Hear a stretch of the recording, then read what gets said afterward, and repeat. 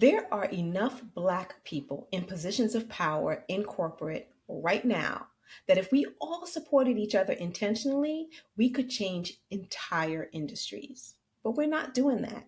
And we need to talk about why. Because here's the uncomfortable truth. Some of you got to the top and became exactly what you said you hated. You survived the gauntlet. You made it through. And then you turned around and became the gatekeeper. And I'm calling it out. So let's talk about what we're doing to each other and why it's happening and how we're going to change it starting today. Hi, I'm Dr. Nicole Bryan, and I coach Black women leaders navigating corporate spaces, nonprofit leadership, and executive roles. And one of the patterns that I see over and over in my clients, on LinkedIn posts, in research, and in my own career is this. Black women work harder than anybody else to get to positions of power. And then when we get there, too many of us either stay neutral to other Black women or actively make it harder for them. Now, I'm not here to shame you. I'm here to hold up a mirror so we can see what's really happening and so we can do something about it. So let me paint a picture. You worked 3 times, 4 times as hard as everybody else to get promoted in corporate. You dealt with microaggressions, you proved yourself again and again.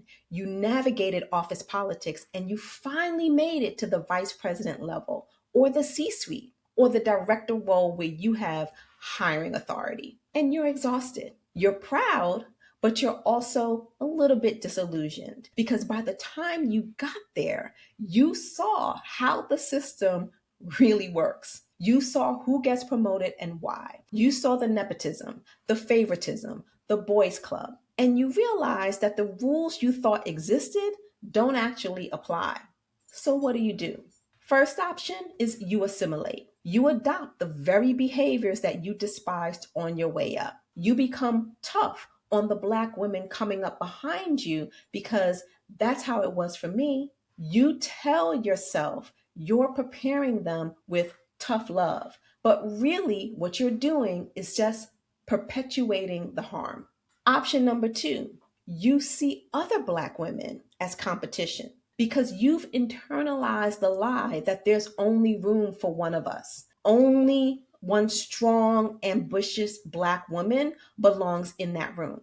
And if she rises, then you're going to have to fall. Option number 3 is you stay completely neutral. You don't actively sabotage anyone, but you don't actively support anyone either. You're too tired. You're just trying to survive. And here's what happens as a result of all of that. Instead of us making it easier for other Black women, we make it harder, or we just don't help at all. So let me tell you about Melissa. Okay. Melissa was a chief at a nonprofit, equivalent to a senior vice president role. She reported to the deputy CEO, who was also a Black woman. And the deputy CEO relied heavily, very heavily on Melissa. She asked for Melissa's advice. She asked Melissa's opinions. She asked and leveraged Melissa's strategic thinking. She even named Melissa as her successor. But at the same time, that deputy CEO was competing with Melissa. So in meetings, she'd cut Melissa off mid-sentence. When Melissa came up with an idea, the deputy CEO would tweak it just enough to claim it as her own. Publicly, she praised Melissa, but privately, she was cutting her down. One minute, she's complimenting Melissa. The next minute, she's disrespecting her. One minute, it feels like support. And then the next minute, it feels like sabotage. And Melissa's sitting there thinking, I finally get to work for a Black woman, and she's a straight bitch to me. Why does it have to be this way? Now, if that story sounds any way familiar to you, you're not alone. This is the pattern that I see, and we need to name it. So why does this happen? Why do some of us get to the top and then turn around and make it harder for other Black women? Here's what I see. First, we're exhausted by the time we get there. The system beat us down on the way up. We fought so hard and we finally arrive, but we're too tired to fight anymore. So instead of dismantling the system, we're just still trying to survive it. Second, We've internalized the scarcity mindset.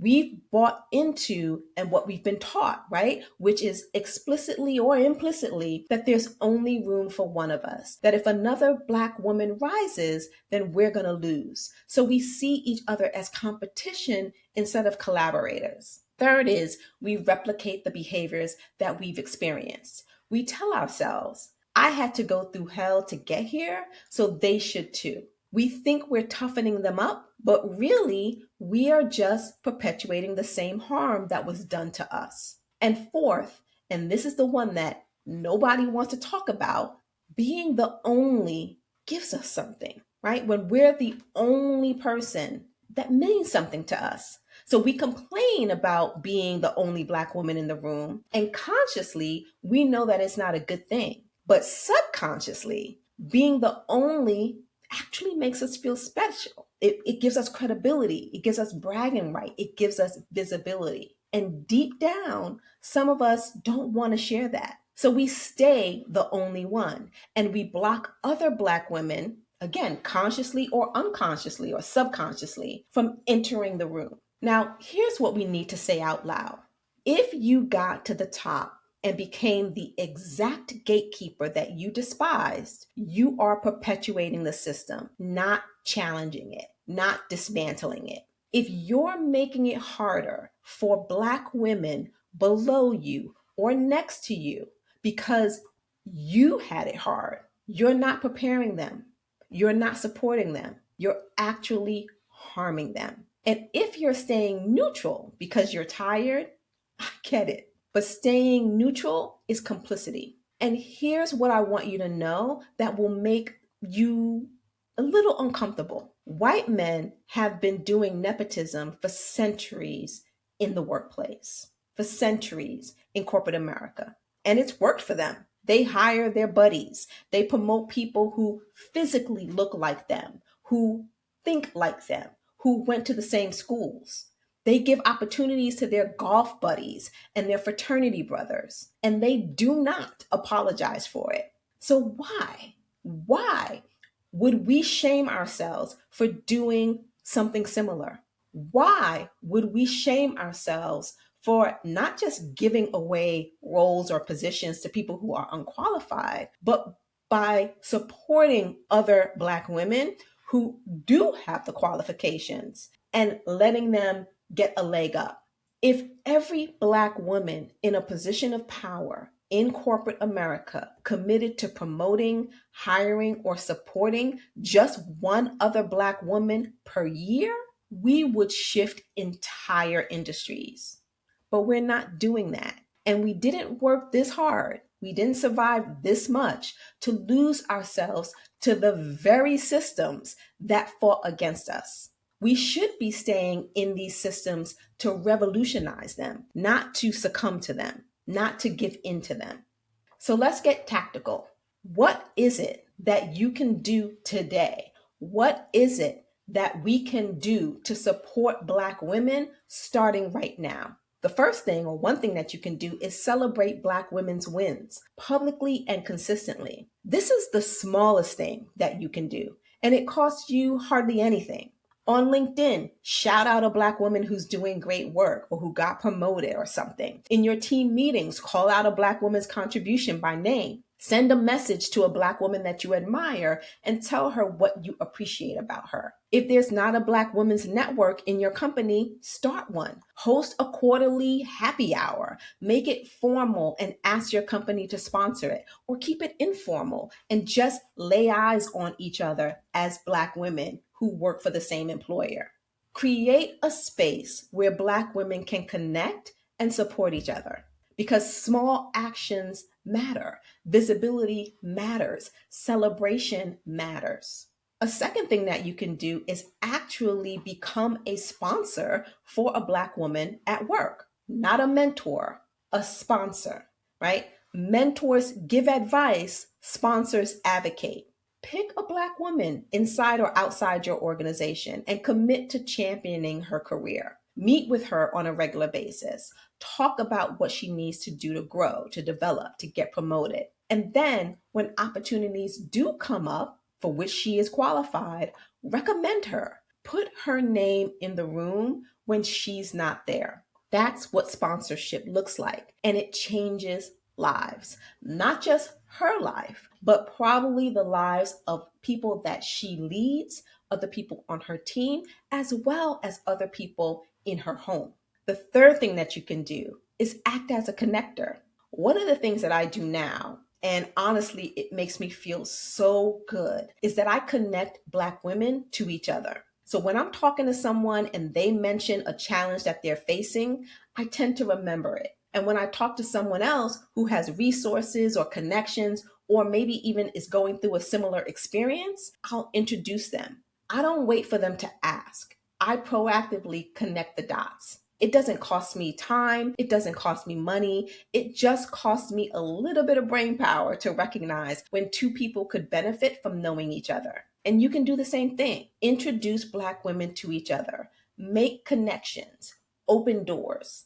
That's how we build power collectively. So here's what I want you to imagine. Imagine a world where every Black woman in a position of power in corporate committed to bringing another Black woman up with her. Imagine what that would look like in 5 years, in 10 years. That's how we can change the game. That's how we can build generational wealth. That's how we can accumulate influence. That's how we can lay down our legacy. The system won't change itself. We have to change it. So here's your challenge for this week, because you know I like to leave you with at least one thing that you could take action on immediately. Pick one Black woman and actively support her. Introduce her to someone who can help her. Recommend her for an opportunity. Celebrate her publicly. Connect her to someone else in your network. Just one Black woman. And watch what happens when we all start doing that. Drop a heart in the comments if you're committed to doing this. And share this video with a Black woman who needs to hear it. If you haven't already done so, please subscribe to this channel, because these are the types of conversations that I want to have and that I know you want to have about we as Black women, about our communities, and about us being and becoming better leaders in our careers. Until next time, remember that the future of leadership is Black, it's female, it's bold, and it is unapologetically ours, but only if we build it together.